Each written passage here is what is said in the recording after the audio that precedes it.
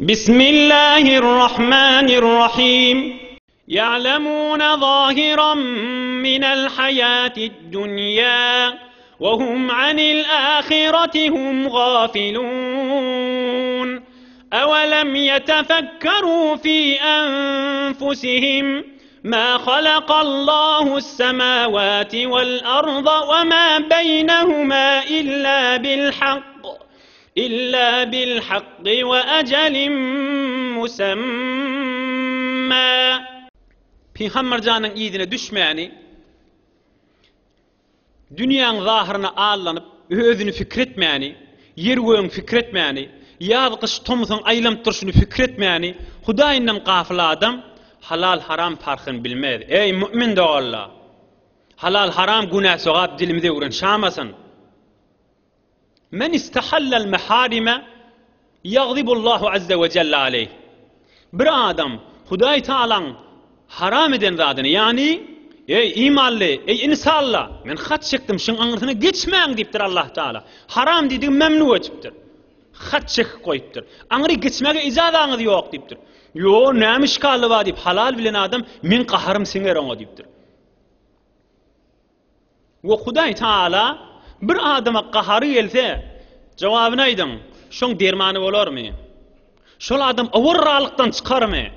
Şol adam dargamaklıktan ne yoluyla çıkmalı? Hudayi Ta'alan qahar singip duran adama. Yaradanın, halik bolan, malik bolan, Hudayi Ta'alan yerinden başka yiyerek çıkmalı, göğününden başka yiyerek çıkmalı, dünyasından başka yiyerek çıkmalı, ahiretinden başka yiyerek çıkmalı. Bu himme insanla Allah Ta'ala'da ihtiyacı var.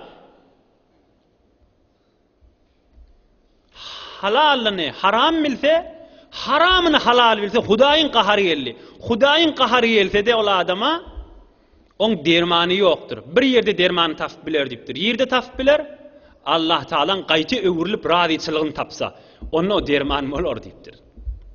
Ulamaların bir derman sözünü gözlen. İmme Ridvanullahi azze ve celle devaun la yedur ma'ahu da'un. İmme Hudayi Ta'ala bir binnesinden razı olsa, ol bir dermanır, on kaptandan dert zereri vermer deyiptir.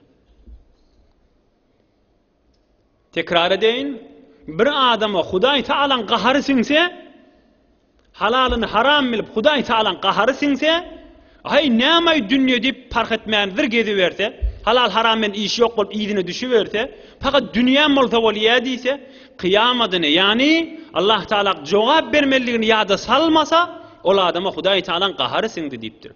İnni bir derdin dermanı yok.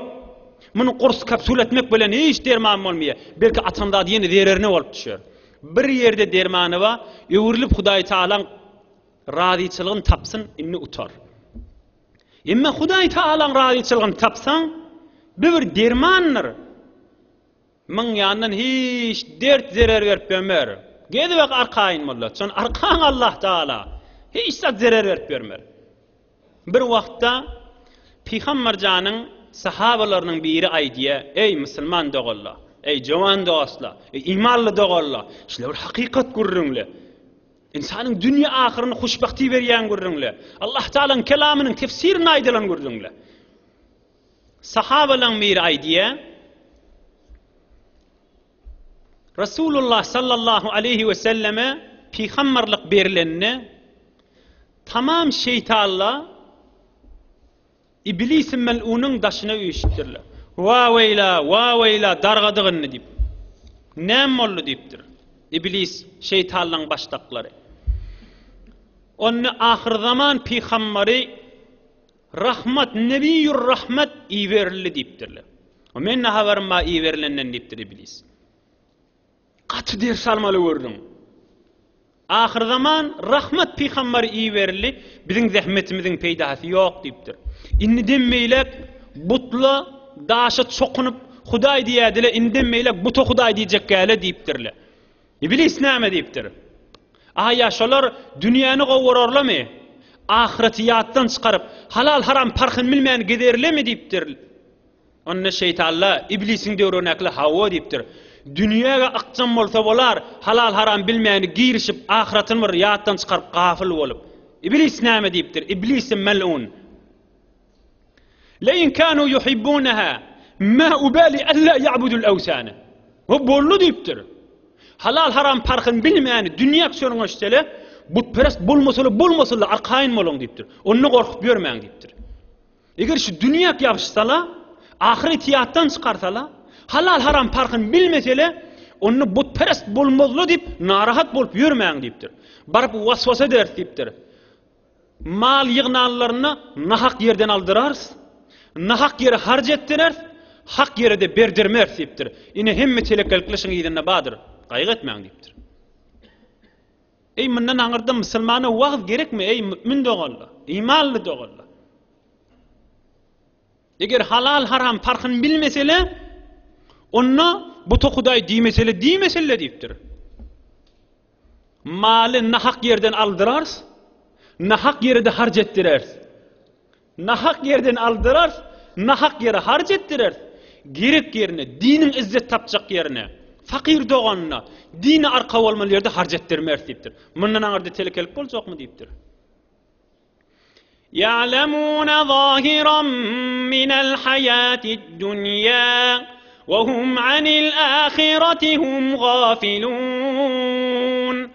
Awalam yatafakkaru fi anfusihim ما خلق الله السماوات والأرض وما بينهما إلا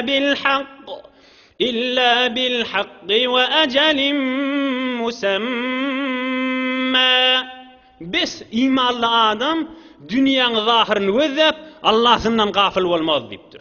Kafirdir diýipdir. Hudy Qur'an-ı Kerimşi. Kafirdir dünýäsini wezep, ahiretini ýadyndan çykarsa. Kafirin ýagdaýydyr. Dünýäň zahiryny wezep, Allah'ını ýadyndan çykarsa. Kafirdir özüni fikretmäni, ýerwöň fikretmäni, Allah Taalaň görünüp duran nygmatlaryndan haýyrlanmaly.